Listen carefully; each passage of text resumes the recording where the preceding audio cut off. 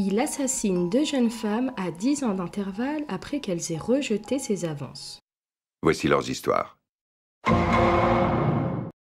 Le corps d'une adolescente assassinée est retrouvé à côté d'une deuxième victime dans les bois 10 ans après avoir été tuée par le même petit ami.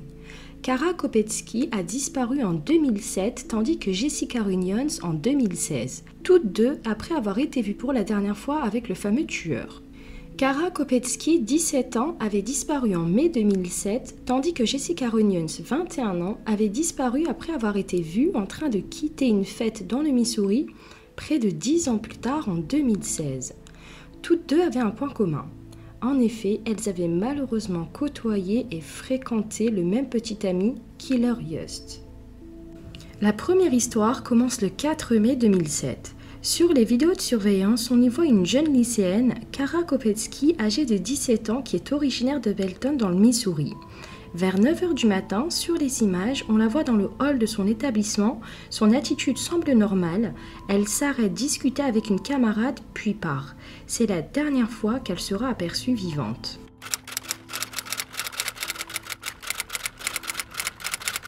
Concernant sa vie amoureuse, elle était dans une période rebelle et a commencé à côtoyer un bad boy du nom de Killer Yost.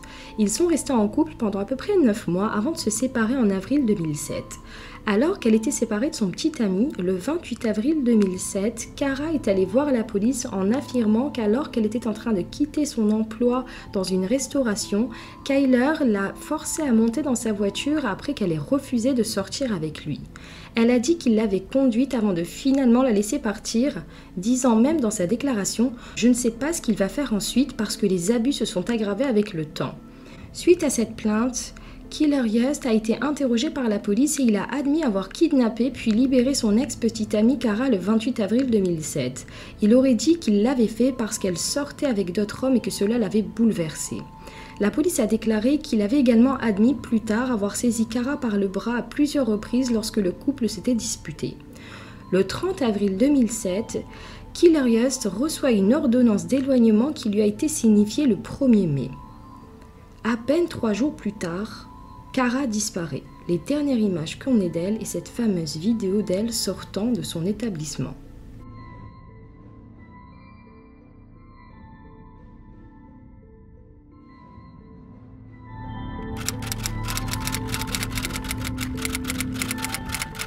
Le 4 mai 2007, un jeune homme qui fréquentait depuis peu Kara s'est rendu au département de police de Belton vers 17h17 pour signaler la disparition de Kara Kopetsky.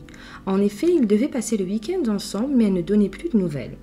La police a déclaré avoir interrogé le témoin qui leur a dit qu'il n'avait pas vu Kara depuis au moins 2 jours et qu'il ne pouvait pas la joindre par téléphone. À ce moment-là, la police aurait contacté la mère et le beau-père de Kara, Rhonda et Jim Beckford. La mère a déclaré que Kara était rentrée chez elle plus tôt dans la journée, mais qu'elle n'avait pas eu de nouvelles depuis. La police de Belton a officiellement déclaré Kara portée disparue le 4 mai 2007. Le lendemain, le 5 mai, la famille de Kopetsky n'avait toujours pas eu de contact avec elle. Elle ne s'est pas non plus présentée à son travail alors qu'elle aurait dû retirer son chèque de salaire. Elle n'est pas rentrée chez elle. Sa mère a signalé sa disparition une nouvelle fois et une recherche effrénée a été lancée. Le 6 mai 2007, des agents de police ont contacté Killer Yost vers 22h30 pour lui demander ce qu'il savait de la disparition de Kara. Killer Yost aurait dit à la police qu'il avait été en contact avec Kara pour la dernière fois l'après-midi du 3 mai 2007. Il a nié l'avoir vue le jour de sa disparition. Il a dit qu'il avait vu un appel manqué de Kara le 4 mai, mais elle n'a pas répondu lorsqu'il a essayé de la rappeler.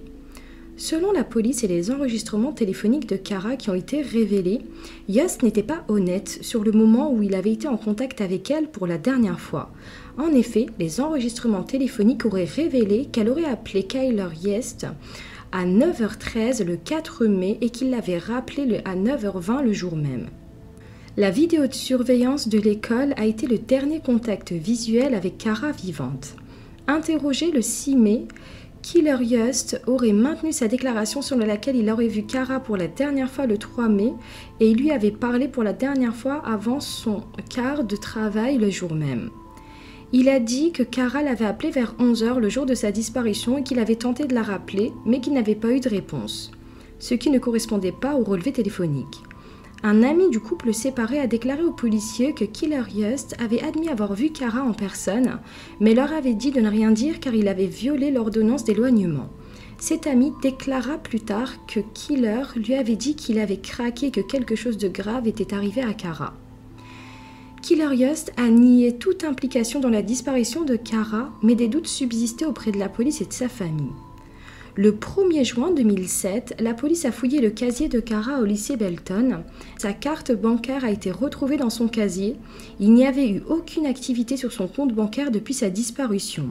L'affaire est malheureusement devenue un cold case et il faudra plusieurs années avant que les autorités ne découvrent vraiment ce qui lui est arrivé. Dans les années qui ont suivi, la famille de la victime est restée convaincue que Killer Yost était responsable, un sentiment d'ailleurs qui a été alimenté par le comportement de ce dernier. Au fil des ans, les copines de Killer Yost ont dit aux policiers qu'il était jaloux, erratique et violent. Il a été placé en probation après avoir proféré des menaces et même étranglé une ancienne partenaire. Il a également été accusé de cruauté envers les animaux et d'autres ordonnances d'éloignement ont été prises en son encontre. Puis, en 2013, il a été arrêté pour trafic de drogue et condamné à 4 ans de prison.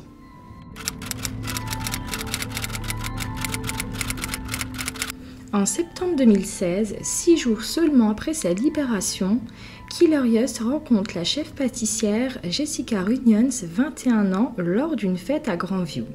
Jessica a été vue pour la dernière fois en train de quitter la fête d'un ami avec Killer Yost le 8 septembre 2016 vers 23h dans la voiture de Jessica, une Chevrolet de 2012, noire avec des plaques immatriculées MN2CB. Des témoins ont affirmé que ce soir-là, Killer Yost avait beaucoup bu et qu'il avait agi de manière possessive envers Jessica, tout en étant agressif avec les autres personnes présentes à la fête. Le 10 septembre 2016, Jamie Runions, la mère de Jessica, a contacté le service de police de Belton pour signaler que sa fille de 21 ans, Jessica, avait disparu. Jessup Carter, le demi-frère de Killer Yost, a témoigné par la suite en déclarant que son frère lui avait demandé de mettre le feu au véhicule appartenant à Jessica, ce qu'il a refusé. Le 10 septembre 2016, à 1h41, le service d'incendie de Kansas City a trouvé la voiture de Jessica en feu dans le secteur de la 95e rue de Blue Rivers Road dans le comté de Jackson, dans une zone boisée isolée. Killer Yost avait des brûlures aux mains et au visage et a été détenu sans caution en attendant son procès, bien qu'il n'y ait aucune preuve que Jessica a bien été blessée.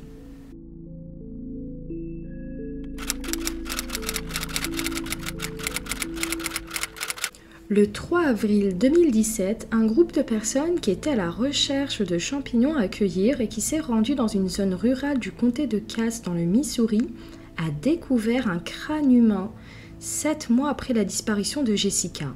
La police a été requise et a ensuite fouillé la zone et un deuxième ensemble de restes a été retrouvé dans la même zone le lendemain. Et la police a déclaré que ces restes semblaient être beaucoup plus anciens. Le bureau du médecin légiste de Kansas City a identifié le premier ensemble de restes comme étant Jessica Runions le 5 avril 2017. Un deuxième ensemble de restes a été identifié comme étant Kara Kopetsky par le laboratoire du crime du FBI de Quantico.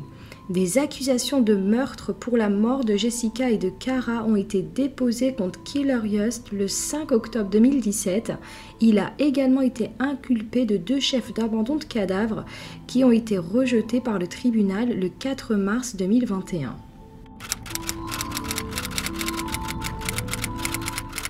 Le 19 juin 2018, Killer Yost appelait des non-coupables de ces accusations de meurtre. En raison du tapage médiatique entourant l'affaire du meurtre, les avocats de Yost ont affirmé que le procès ne devrait pas avoir lieu dans le comté de Cass. Yost s'est ensuite défendu devant le tribunal en se déchargeant sur son propre frère, Jessup Carter, qui était alors le principal témoin dans l'affaire. Il a déclaré que son demi-frère, qui s'était donné la mort en prison le 24 septembre 2018, était le véritable meurtrier. Killer Yost est accusé de 2 chefs de meurtre au premier degré dans la mort des femmes du Missouri, à savoir Kara et Jessica. Le procès de Yost devait initialement commencer le 4 novembre 2019, mais plusieurs retards l'ont fait reculer. Le 23 août 2019, les avocats de Yost ont déposé des documents affirmant que l'accusé n'était pas apte à subir son procès. Le juge a alors ordonné une évaluation mentale de Yost qui l'a jugé apte à subir son procès. Les avocats se sont de nouveau opposés et ont demandé un deuxième avis. Ces dépôts ont donc retardé la date du procès. Les procureurs ont affirmé que Killer Yost avait très probablement tué les deux jeunes femmes à main nue avant de jeter leur corps au même endroit. Le motif était qu'elle l'avait rejeté. Quand Kara a essayé de mettre fin à sa relation avec Yost à cause des nombreux abus, Yost a dit « Si je ne peux pas t'avoir, personne ne peut », a déclaré l'accusation. Yost a assassiné Jessica avec détermination comme il l'a fait pour Kara, parce que personne d'autre ne peut avoir Jessica non plus. La défense a quant à elle déclaré qu'il n'y avait aucune preuve physique le reliant à l'un ou à l'autre des meurtres. Dans son témoignage devant le tribunal, il a affirmé « Je n'ai rien fait à aucune d'elles ». Des témoins se sont présentés, ont corroboré les faits et ont fini par le discréditer. En effet, une ancienne petite amie qui est sortie avec Yost alors qu'elle avait 17 ans a déclaré que leur relation était violente. En juillet 2011, Yost était ivre et avait mis ses mains autour de sa gorge lorsqu'elle a essayé de faire ses valises et de partir, a-t-elle déclaré. Avant qu'il l'étrangle, il lui aurait dit « J'ai tué 2 autres ex-petites amies par jalousie. Je vais te tuer aussi avant que tu puisses partir et personne ne pourra t'entendre et aucun cri sortira de ta gorge. » Une autre partenaire qui avait subi les violences de sa part avait porté un micro pour le FBI qui a enregistré Yost disant que Kara avait refusé de monter dans sa voiture le jour de sa disparition, alors il l'avait attrapée par les cheveux et l'avait forcée à entrer. Tandis qu'un autre prétendait avoir entendu Killer Yost dire qu'il avait tué Kara parce qu'elle ne l'aimait pas et qu'il ne voulait pas que quelqu'un d'autre l'ait. En avril de cette année, le jury a déclaré Yost non coupable de meurtre au premier degré mais coupable d'homicide involontaire pour la mort de Kara et de meurtre au deuxième degré pour la mort de Jessica. La mère de Kara, Rhonda Beckford, a exprimé sa déception que l'assassin de sa fille n'ait pas été connu coupable de meurtre au premier degré. Je n'ai pas vraiment l'impression que la justice a été rendue en ce qui concerne Kara, a-t-elle déclaré en ajoutant « Je suis vraiment désolée, Kara, j'ai essayé ». Yost continue ce jour de nier sa culpabilité.